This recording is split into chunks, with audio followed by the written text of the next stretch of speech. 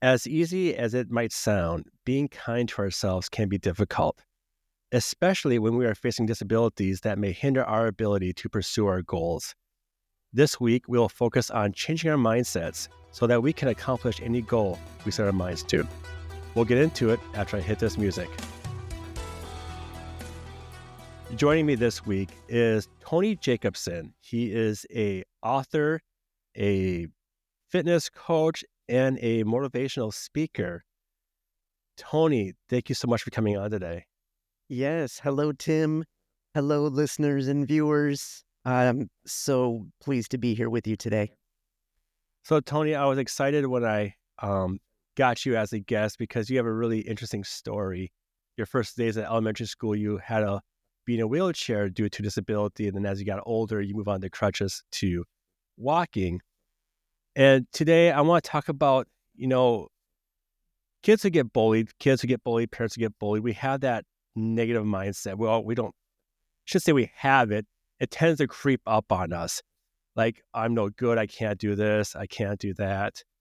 And coming from a person who lives with a disability and all the things you accomplished, did you ever have those thoughts in your head? And obviously, how did you change? How did you not let your disability hold you back? So just go ahead, tell us your story about how you grew up, and we'll go from there.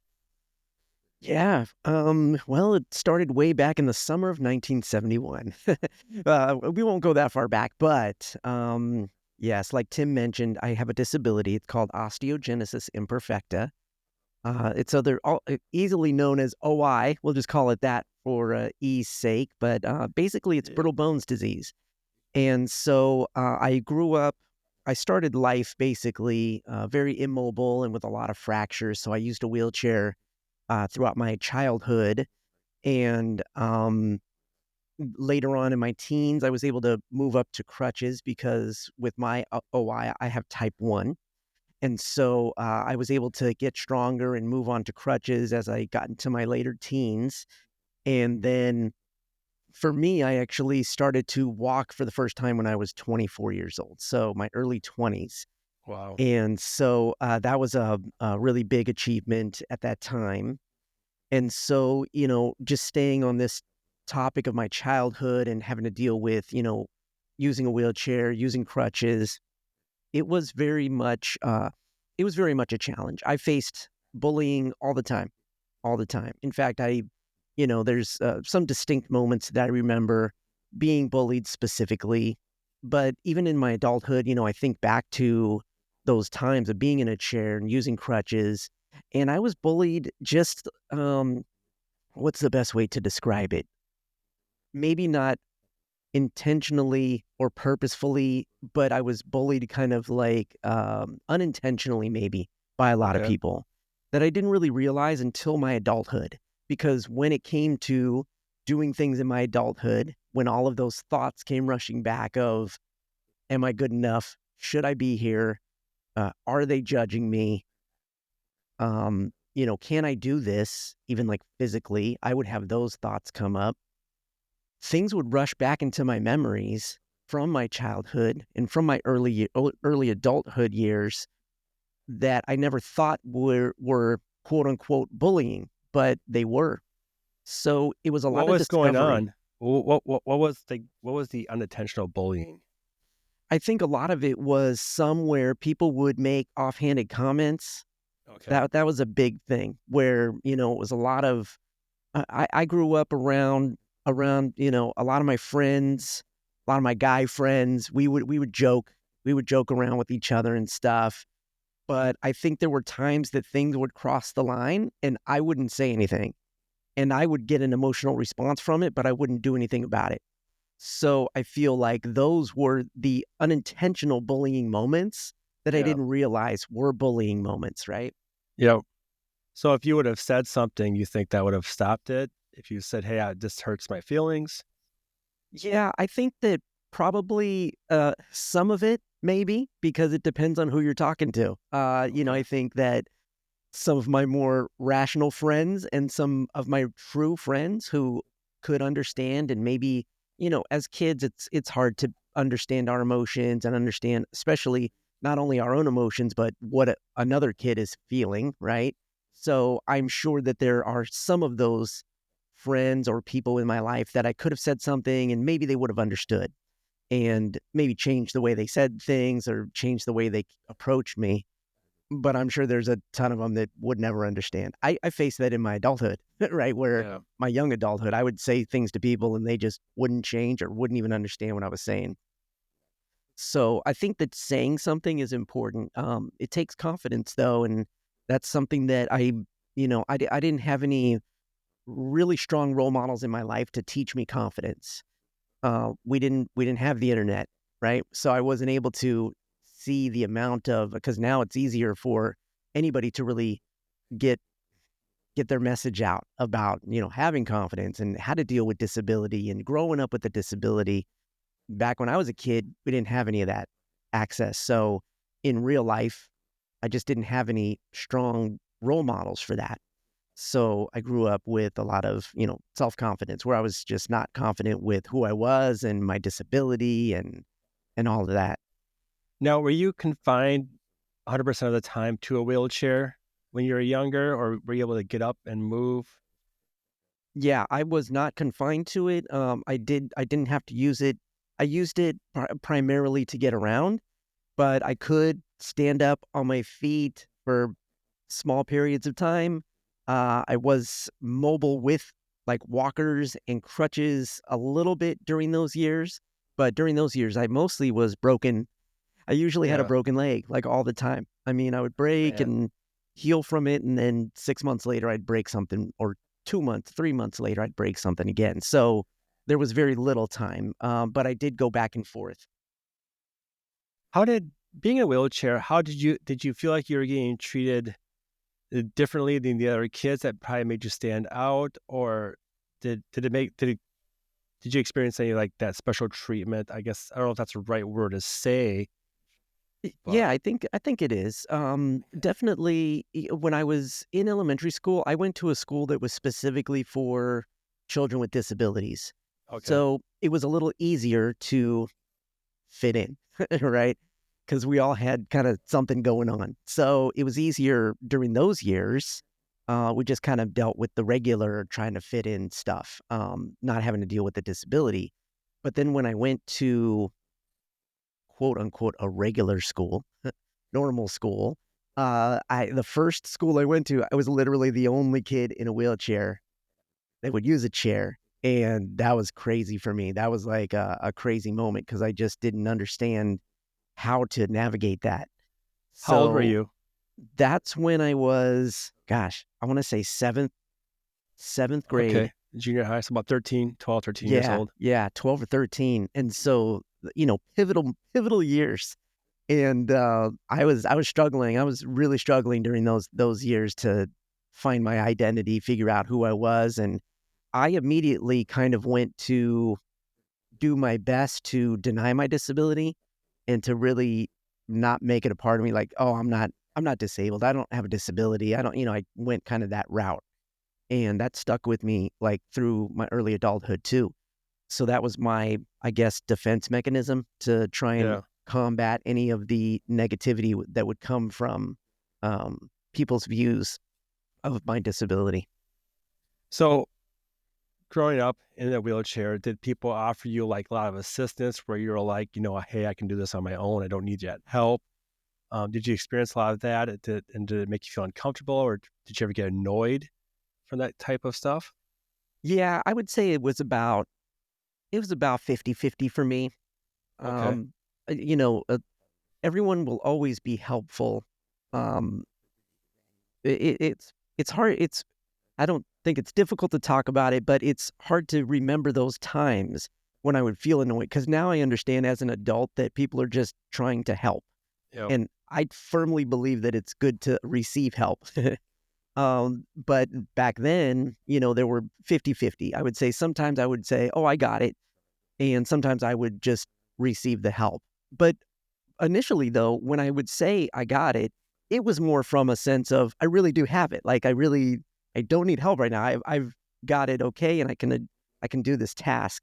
So that's where a lot of my rejection of the help during that time came from. It was really literally just because I knew I could do it, or I Yeah. could, I really didn't need help. But I didn't get annoyed too much at that. I wasn't thinking that they were thinking I couldn't do it, sort of thing, like in a negative way. So Tony, when you were in high school, uh, during high school, like especially junior high school, we started getting not seeing, we started getting the opportunity to play high school sports. What was your goals, or did you have any hopes or dreams of playing high school sports, even though you're confined in a wheelchair? I really didn't think about it too much until high school. So I started high school using my wheelchair in school. And during that time, I had a lot of friends that were playing sports at the time. I wasn't very active, like just kind of throughout my life. We were active in our chairs. We would do a lot of types of things, but there wasn't anything formal. So in high school, I really did start to get that itch of like, yeah, I want to participate. I want to get in, like during PE class, like I want to do something. And during those years, it was a long time ago. The teachers and the coaches, they didn't really know what to do with kids that have disabilities when it came to PE. So a lot of the times I would just kind of sit around. I would do like office duty or like do things that weren't physical movement. So for me, it was about really trying to find something that I could do. And luckily during that time, I was really into basketball. So I was part of the basketball team. I remember keeping score for the team. I remember being like an assistant to the assistant coach, right? Like that sort of thing, wherever they could start to involve me. The coach at that time was really cool. So, and I even remember a time where he let me come to the tryouts for the C team and like actually do a little wheelchair basketball with him. And I remember that it was really great because that sparked my interest in starting to get physical. Because, with my brittle bone disease, it was very hard for me to even wrap my head around being physical because I just was always thinking I don't want to break, right? I just want to Yeah. avoid breaking a bone. So that was always in my mind. And so early in high school, it was, it started coming around where it's like, yeah, I'd like to do something. I'd like to move. So luckily, I met a gentleman who was a coach at the school. He also used a wheelchair, and he played wheelchair basketball. So he actually taught me. He took me under his wing, and he showed me how to play. And he taught me the game, and we started playing. We played for a few years, even after high school. We played wheelchair basketball together. And again, I was very cautious of, my disability, making sure I was a point guard. So I made sure I stayed out of the key, and I was just shooting and passing, and I was very fast. So that was good. But that was kind of like my touch point into sports at the time. So I tried to, be there in school as much as I could around sports. But it was really when my introduction to wheelchair basketball that showed me that I could even do something physical, which was a big breakthrough for me at that time because, like I said, there was times that I never thought I could do anything like that. Going back to Phi Ed class, when you had to sit on the side while the other kids did Phi Ed, how did that make you feel? That made me feel alone. I was very alone during those years. I remember just thinking, I mean, that was like the main feeling. A little depressed and just alone. Like, gosh, nobody really understands what I'm going through because I can't participate. Yeah. So that was like the main thing. Luckily in high school for me, I had a couple of really great friends that could care less about the disability that would support me and come over and hang out and, you know, and talk to me and kind of get my mind off of it. But yeah, I mean, it's just that loneliness of like, man, here's something else that I'm not being able to given the chance to participate in. So after high school, you transformed into crutches. Was that due to yourself being more active in sports, playing basketball, or how did you get that transition from wheelchair to crutches? Well, that actually happened simply because I was starting to get a little bit stronger with OI. Like once you're past puberty, your body starts to kind of operate normally, and so my legs just naturally started to get stronger. I was spending less time using the chair, like at home, to get around. I would maybe hold on to things or take a couple steps and grab onto stuff, like really always holding something, or using my crutches or a walker. I remember using a walker during certain times. And then what happened was, really going into my senior year at high school, I remember telling my parents, I was like, I want to use my crutches at school. And so they were really worried. They got really worried, immediately, because being on the crutches is just more dangerous for me. If I get bumped or hit, or, you know, kids running around, they're going to see a wheelchair before they see someone on crutches. So for me, my parents were really worried for me.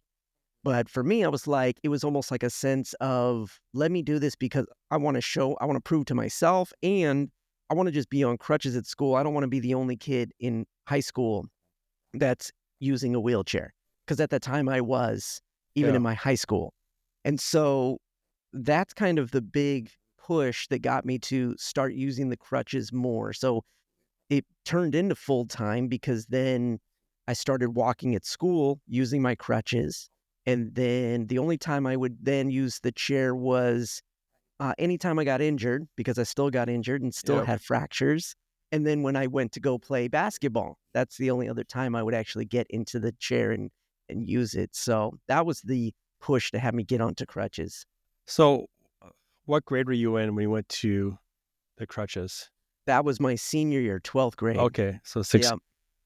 So a lot of people, when they attempt new things, we have that negative mindset, like, "Oh, if I do this, I'm going to fail." But for you, it's different, because if you would try something new, it was going to be literally a broken bone. Where most people, for them, it's just going to be, maybe some shame on themselves. But for you, you were gonna experience, physical pain if you tried something new. How did you how do you overcome that mindset to say, you know what, I don't care what happens, I'm gonna do this anyway? Yeah, you bring up a good point, because it was very much both at play, the physical aspects of it and the mental aspects of it. And would always face both at the same time, because anytime I had a fracture, it was it was pushing me back mentally and psychologically, like, years. It would just crush me, because I knew that then anytime I would have a break, it would take me out. Like, I would have to be laid up. I would have to maybe have a surgery, be in the hospital, stay at home, laid up in bed. Like, all of those things I knew were a repercussion from, or a consequence of, if something happened to me. So it was all mental, because no matter what happened, even if as I started to walk on crutches, that thought was the one that always stayed in my head. And so it was a lot of me. I think during that time, it was a lot of me playing the denial card of my disability, and really trying to say, I'm not disabled. I'm not disabled. Like, I don't have this. This isn't going to affect me. I'm normal. I'm normal. Like, I would keep kind of playing those things over and over in my head. Yep. Um, and honestly, those things helped me during that time. As I got older, I realized that those were hindrances for who I really am. But it did help me during that time to kind of get through mentally the space of just attempting something new. So I stuck with it, and I used it for when it was good in my life. Yeah. So during that school time, from elementary to high school, um, was there ever times where you just didn't like yourself? Like, damn it, I'm in this wheelchair. I'm not going to be like these kids. Why can't I do this? I like, were at the point where you're just hard on yourself for no, well, I should say for no reason. You had a valid reason, Yeah. because you know you had physical punishment if you messed up. But I guess what Yeah. I'm trying to ask, when were you ever just upset at just like, oh, why did I get this life? Yeah, all the time, all the time. That was a consistent thought for me, as I'm sure it is for a lot of kids that have a disability that don't have the positive reinforcement and support from their family or, uh, you know, uh, circle that's around them. I was constantly in that battle of, yeah, why me? Why me? Why this? And I think that, you know, I'd always felt like there was something more for me in life, um, not necessarily physically, but just overall. Like, I was a very creative kid. I used my imagination. I would create a lot of things. So I always knew that there was something more for me, but the actual physical disability and the physical aspects of life really did hold me back. And I did deal with a lot of just self doubt. I mean, I would say my entire childhood was filled with self doubt, and even into my young adulthood, it was always just self doubting, second guessing. And, I was just filled with that because of everything that I was experiencing. So then, was there a moment in your life that made you say, hey, you know what, today I'm going to use my crutches? When I went to the actual, like, kind of transition to actually wanting to use them Y- more, Yeah. um, What was like a that was a shift? that was a wanting to prove myself. I think it was wanting to not only prove it to myself that I could do it and that I could not only spend more time on my crutches, because at that time it was very much like, well, I would get tired, my legs would get sore. I had never really walked around, so there were certain circumstances physically that had me using the chair more. But for me, it was like, well, yeah, I just want to prove to myself that I can do it, and I want to prove to everyone else that I can do it too. So there was a little glimpse of that, of what now I realize was, yeah, proving it to myself is a big deal, and showing that I can succeed and actually achieve something greater for myself. And also, if I show someone else that I can do it, then maybe their attitude towards me will change. Yeah. And so that was a big part of it, where it was like, and I saw that, and I saw it happen. Each stage of my life has been that. Each, like, physical achievement that I've had, it changes the way people around view me and see me and treat me. Yeah. So during that time, it definitely had an effect on everybody. So when you made that change, you mentioned that your parents were afraid. Uh, were there anybody else like in school afraid for you leaving that wheelchair, going to crutches? Yeah, I would say probably. I had my best friend Cliff. He would always protect me. So Okay. he was definitely like thinking, because he knew the consequences, because I had known him for a few years. And so there was him, my good friend Nolan. There were certain people that knew what would happen if I was to break something. So I know for sure they would say stuff to me too, like, hey, watch out. Oh, let's go this way. Oh, they would kind of look out for me. Luckily I had them, but, everyone else could care less, but, or Did it ever couldn't make care you less. second? Did it ever make you second guess your choice? Like, oh, maybe I should just stay here a little bit longer, or give it a week. No, I think at that point, I was in a state of mind that kept me being careful. Be careful is a huge deal for me, like that statement, be careful. So I think at that point, I was in a state of mind where I knew how to take care of myself, meaning I knew what to avoid, how to move around in a safe way. I kind of knew what I needed to do to not get bumped or hit, or, and accidents happen, but I kind of knew, and during that time, um, what I needed to do. So I wasn't Yeah. just getting on my crutches and going crazy. It was like, no, I was very safe. I was very restricted. I'm very restrictive on myself. So I didn't ever second guess it. I kind of knew, okay, I have to do this. Let me just keep going.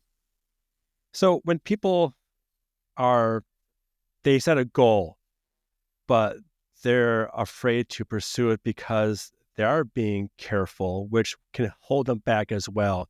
I'm going to fast forward here a little bit. You with your bone disease, you went from wheelchairs to, was it a marathon? You ran a marathon, you ran some races. No, I actually ended up running a 5K, Okay. which was, it's not a marathon. Haven't done a marathon yet, but, Okay. and that was many years later. Yes. Okay. So when you go train for a 5K, and with someone with your condition, I don't care how careful you are, the road's not friendly. There's rocks. My daughter, when she ran her first 5K, she fell over at the finish line. I don't know how she did it. Um, how did you get to that mindset? Like, because you had to know that there's a huge risk in running a 5K, especially with someone with your condition. How'd you get to that mindset where I'm going to do it? I don't care. Yeah, for me, it was a big transformation. I talk about it in my book, and the transformation for me came later on in life, in my 40s, early 40s, where, I became really unhealthy after I started walking because of the lack of physical movement. And through that unhealthy lifestyle, I had a huge health scare that had to do with my heart, and that made me want to learn how to properly move for me and with my disability. So during my big transformation at that time, I went through the process of not only learning all of the mental blocks that I had and really trying to fight those things and get rid of them, but I trained physically. I started to learn how to move myself properly, which was important because even though I have brittle bones, I can still exercise and I can still lift weights. I just needed to do it in the right way. So, I went through a period of learning how to, I like to say, how to work with my disability instead of it having it work against me, and learning what I could do instead of what I couldn't do. So, through all of that process, through, overcoming all the psychological breaks, all the psychological walls and things that I had put up, I just physically went through it and, came out the other side doing things that I never thought would be possible, like jumping and running. So when I did run and train for the 5K, it was a totally different world because now I was on my feet. I was moving in a way that I understood was good for me and making me stronger at the same time, which was something that I never really understood early on in life. And I always like to say that I spent so many years moving to protect my body, but then it changed and I started to learn how to move to strengthen my body because those are two very different things. And once I learned that, it was just a complete, 180 for my life. And I understood now, okay, I can do this. There's a lot of things now I know I can do. There isn't that mental block of like being careful anymore. So you set a goal to run the 5K. What was that little voice in your head telling you not to do during that time, and how did you overcome that? Because we all experience that little voice syndrome. When we start something and our bodies start, right? People call it the little voice syndrome. It's part of your fight or flight. It's our body trying to say, no, no, no, no, that's not safe, which can hold us back, from bettering ourselves as a person. How'd you fight that? Yeah, my biggest thing was because I absolutely did get those things. It took me for not forever. It took me many weeks and months to do my first box jump, right, in the gym. Oh, That was a big thing I had to overcome because my feet had never left the ground together, right, in my entire life. So overcoming it during that time and me actually achieving that goal helped me then to, when it came to doing the running, was the precursor to me figuring out how to do it. So when I did get that doubt of like, oh man, could I go? Because a 5K is only a little over 3 miles, I think. And yep, so, 3.2. yeah, 3.2. So I was like, can I actually run for 3.2 miles? Like I had run for short distances on the treadmill, but it was different. It's different. It's a way different, like you're saying, when you're actually out there on the concrete and you're moving and, there's people around you and it's a whole different kind of scenario. So I did have a lot of doubt and worry. I started worrying. I was like, oh man, am I going to be able to do this? My wife and I set we went and signed up. It was the Color Run out in Los Angeles. So that's a whole spectacle within itself. So we were really excited about it. but I did start to get those little worry thoughts in my mind. But what I did was I just kind of broke it down into individual, like smaller goals and tasks. So I just, I made sure that I had good shoes, right? Like that was kind of the first thing. Okay, I got to get some good running shoes that are going to protect my ankles and be good for my stride and make sure I don't, I can be stable on my feet. Then it was like, okay, I got to start doing some shorter distances. How far can I go at an actual kind of run? And for me, a run is, a fast, it's a slow jog. Let's put it that way. So it was just kind of starting to see, okay, how far can I go? How long can I go? And then I just started training slowly but surely leading up to it because it was about a 3 or 4 month time before. And so it was really kind of setting those smaller goals leading up to the bigger goal that helped me to overcome the doubt, because then I was just kind of proving to myself, oh yeah, you can go for this distance. You can go for this length of time. And so as I was achieving those things, by the time it came, race day, it was just a totally, I was still nervous that day, to tell you the truth. And, I didn't run the entire time. I had times where I slowed and walked and, but it was much easier for me to come into it and be like, okay, yeah, we're going to do this.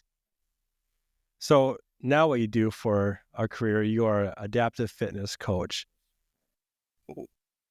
How do you work with clients such as yourself that, you experienced, being in a wheelchair and going to crutches? How do you work with, or how do you inspire your clients to pursue their dreams? First of all, I guess, how do you change their mindset? 'Cause I'm sure when they come to you, they're like, well, I would like to do this, but I can't do that. They're not loving themselves the way they should. How do you inspire people to change that mindset? Say, hey, you can do whatever you want to do. Yeah, it is a very much, when people come to me, the first questions are always, well, what exercises should I do? What can I eat to lose 10 pounds? Like they're the kind of top level questions. And most of the time, as I start working with my clients, it is a lot of mental work that we do at the very beginning. And we spend time and we talk about stuff. And what I do is I start to, help them to understand what their disability really means in the equation. Because a lot of people will like do what I did, whereas like they just deny the disability, where it's like, oh, well, that's not part of it. It doesn't really matter. I can still do these things. When they come to me, they're coming to me because they've hit a roadblock for themselves where they're not sure what to do next. And so, it's my job to kind of investigate, ask the questions, and then start to guide them in the right way, not only mentally thinking about how to work with their disability, but to understand the realities of what their bodies are capable of at the time. Like I said, I really focus on what we can do instead of what we can't do, because everybody that comes to me immediately brings their list of the things that they can't do. Yeah. And I'm like, okay, well, that's great. We're not going to talk about that list. We're going to focus on what you can do. So I always start there, and it always starts, with a few things, a few small things. We set some goals, and then we work mentally through those things, and then also physically through those things. We just start achieving goals little by little, and eventually, everyone gets stronger and healthier. How do you handle the excuse that starts with, yeah, but, yeah, but, how do you work with I guess, Yeah, how do you teach people like, hey, there's no such thing as, yeah, but, because that mindset's going to keep you back to where it's at. How yeah. do you get people I to think for me, get I rid of know that? exactly what you're talking about, and I attribute what I do now to my time doing improv comedy. There's a big saying; it's called "yes and." So, a lot of what I do with clients is I say, okay, that's great, yes, and what's the next solution? What's the next choice for you? So if anybody comes with their yeah, but I'm like, yeah, that's great. But what's an option for you? What is a choice for you? So, making people make choices on the fly is good, because a lot of times, it's funny because with a disability, a lot of us, we make choices all the time, and we're forced to make choices all the time that someone without a disability is not having to make. So we are actually very experienced with making choices on the fly and learning how to adapt. Yeah. Like, So should I when it climb comes, those stairs today? Should I right, go up those right, steps? I don't right. have to worry about that. You obviously have to worry about climbing steps. I Yeah. don't. I mean, I that's have to think about, there's things that I think about, like a slippery floor. Anytime I see a wet floor sign, that immediately I'm starting to think about different things. So, it's very different. So I always encourage my clients, and I get them to make these correlations where it's like, look, you're doing this over here in your normal life, just making choices and finding ways to adapt. So when it comes to this exercise, what are we going to do to adapt it? How are we going to make it fit your body? And then they get that correlation, and then they get that aha moment where they're like, oh, yeah, you're right. How do I do this bicep curl differently to make it work for my body? It's like making these little correlations for my clients is very important to like help them to see what they're capable of doing as opposed to what they're not capable of doing. So it's a lot of that work.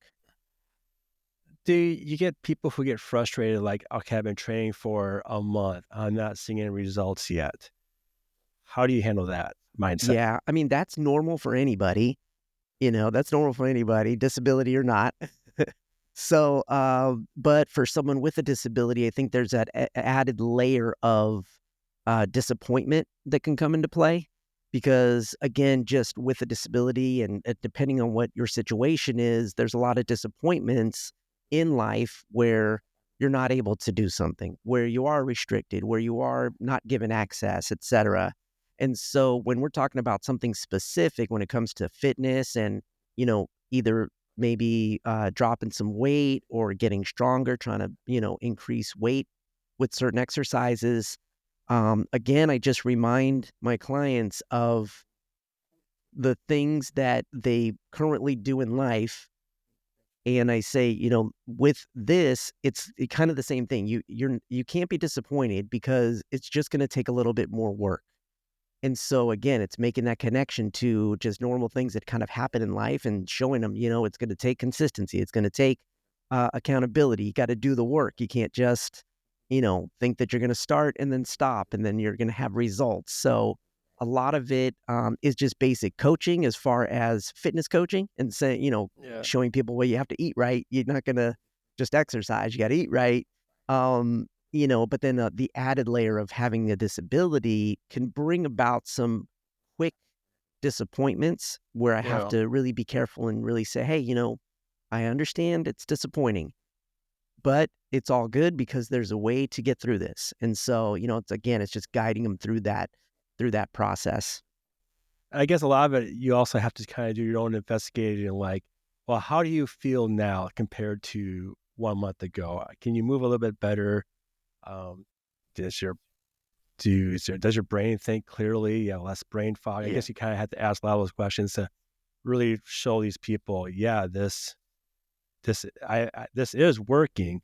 You may not see the physical parts right now. You maybe can't see it, but you can start to feel it right Yeah. away as And I well. set goals. So, I mean, I'm very big on setting goals with my clients from the get so that we can make sure there is something measurable so that they can see results. So even when I tell clients, okay, a lot of my clients, I'm like, okay, I just want you to work out 3 times this week. These are people, some of my clients have never worked out, right? They've never really had an exercise program that they've followed. So for me and my clients, it's like really looking for those goals, those short-term goals to start to show them success and show them that things are working. And eventually they start to come around and they say, man, I'm feeling much better. Oh, I have so much more energy. And I'm like, yes, absolutely. Those are the ancillary goals that come with the goal of trying to work out 3 days a week, So it's Yeah. like, again, just showing them that they can do it and having these, different types of goals. So, but I feel a goal is very important. You got to have something that's measurable. Otherwise, you will lose steam. You're going to lose steam right away.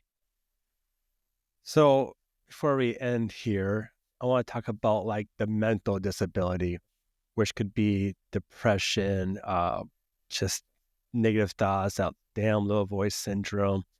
Um, there's people who wanna they wanna improve their body, but they tell themselves they can't do it, or I'm just too depressed to do it. There's always something. There's always a yeah, but in their life.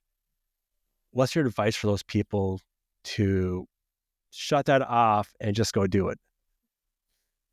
I'd say the number one thing is you just have to start where you are.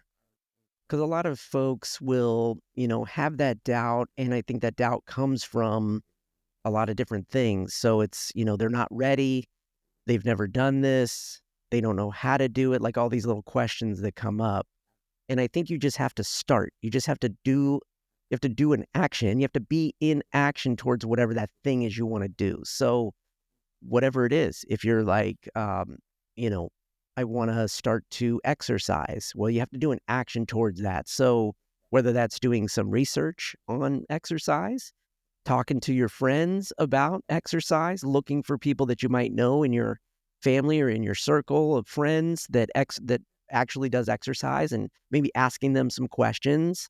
I think there's whatever that little action is that you can do towards it, just do that and then do that over and over and over again. And so you start to build the formula for you. So whatever it may be.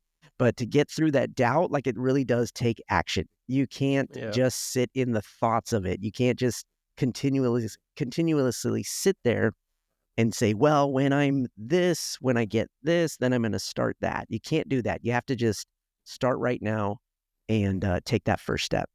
Is there any simple thing a person can do? Say they're sitting at home, they're feeling depressed. Anything a person can do to get that simple extra boost of dopamine in their system? Because when you get dopamine in your system, you feel really damn good. And for a lot of people, dopamine comes from fast food. We don't want to do that, especially as talking to a fitness coach. What are other ways to increase that dopamine up to get our mindset to start thinking more positive? Yeah, I think for each of us individually, we have to really find out what are the positive ways that we get that dopamine hit. So like you're saying, a lot of us, we don't even understand that, eating junk food helps us get that hit. We don't understand that, I know a lot of people, they enjoy like playing video games or something where they get that hit, or they go to That's where social media. that's right. That's where the addiction comes from. That's how people get Right. addicted to things, is that dopamine hits from the wrong stuff. Right, exactly. Social media will do that to you too. Yep. So I think it's first like really doing some internal work to find out what are the positive things that you do that get you that dopamine hit. So it could be, calling a friend. It could be listening to music. It could be, visiting Tony Jacobsen's website, right? Like, There hey, you let me go. go see what Tony's up to. I'm gonna go see what Tony's talking about, because he's always gonna be positive. So, it could be something like that, right? Where it doesn't need to be me. It can be anybody else. But, it could be those little things. But I think you have to identify those things first. And, that can be a little bit, just like dive into personal development, like whatever you can do to get into the work of like looking into yourself and understanding why you think the things you do. What are you doing currently that you need to change to be more on the positive side?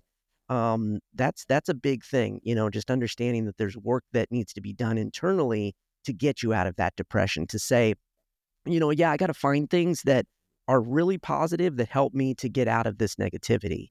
And then once you identify those things, just have them on the ready, like just be, have that phone ready to call somebody, be ready to look at that YouTube channel, be ready to listen to that track or that artist that you love. Like whatever it is, you got to just have that ready to go, because it's very easy to slip into the depression. And make sure if you do call somebody, don't call that person who is going to be the negative person, because Oh man, I've met a few of those people where we try to talk about an issue. It doesn't matter. It's all about them, their issues. Yeah. And they say, well, you shouldn't do that because I've been doing, like, stay away from those negative people. Do you want to find the people who are like, that's great, awesome, let's do that? Yes. Find those people. You got to find the people that, I talk about that in my newest book. I talk about building your team. And like, that's a huge, important piece of building your team, really finding the people who will support you and they have your best interests in mind, So it's definitely a thing as you're starting to build your team of people that are going to uplift you and encourage you in the right ways. I think after listening to you talk for about the last 45 minutes here, in reality, it's okay to have someone help you. Yeah. help you feel better, help you achieve your goals. It's okay to have those networks of people, because a lot of people, I think, they're expected to do it all on their own, and asking for help is stupid. It's dumb. It's being a sissy, whatever. It's Yeah. not. It's how we get better. And sometimes we can meet people, talk to people, and we can learn something from their experiences, or they can have the exact same experience that you have. So I think people need to realize that it's okay to have help, and don't be ashamed of it, because that's how we all get better. I mean, if you think about it, when we're sick, we go to the doctor. That's asking for help. I think with mental health and and wellness, um, it's the same thing. You go and ask for help, and that's okay to Yeah. do. I think people need to know that, and maybe they can start loving themselves better if they can just accept the fact that it's okay to ask for help. So, Asking for help is a superpower. And it takes a lot. It takes a lot to really get to that point where you feel comfortable asking for help. But the sooner you can get there, the better, because we cannot do everything on our own. There's a lot of things that we are capable of achieving. We're all powerful, especially, I'm speaking to my other folks that have disabilities. There's a lot of ego and pride in doing things on our own. But honestly, like once you build a team, once you get that help and you start to see, how far that can get you and how much more can be achieved when you have help, you're going to see how powerful that is for your life. when you say build a team, like, is there a certain number of people I need in my team? What type of people am I looking for to build my team? Really, it's, the circle of five. I know a lot of people have heard that number, the five people in your life, the closest five people are the most powerful. I say, keep it small. The number's up to you, but I say keep it small. Don't be afraid to change it if it's not right, but you got to find someone. The person that's going to be on your team is going to be the person that's going to have your best interests in mind. That's number one. So, as you start to get out there and meet new people, don't be afraid to let go of like old, longtime friends too, because a lot of our longtime friends don't understand sometimes when we're wanting to do better for ourselves. So don't be afraid of like making new friends, finding other people that are going to encourage and uplift your dreams and really encourage you to achieve your dreams. Um, but just find those few people that you can call and they're going to say, like Tim was saying, yeah, let's do this. Let's make this happen. How can I help you to make it happen? Those are the people that you want uh, to be in your life, and you want to be there for them too, because it's reciprocal. You want to go and you want to find people that you want to help also, that you can contribute something to their life, and you'll see that the circle gets smaller. A smirkle, I'll call it, a small circle. Circle. There you go. So, you got to create your smirkle. And, it can be just a few people, but as long as you're, making progress, that's what's important. Then you'll know your team is right. Perfect. Tony, I want to thank you so much for coming on my podcast today. If people want to get a hold of you, you mentioned you have a website. Where can they find that? Or what is Yes. your website? Come to TonyJacobsen.com. You spell Jacobsen with an E-N at the end.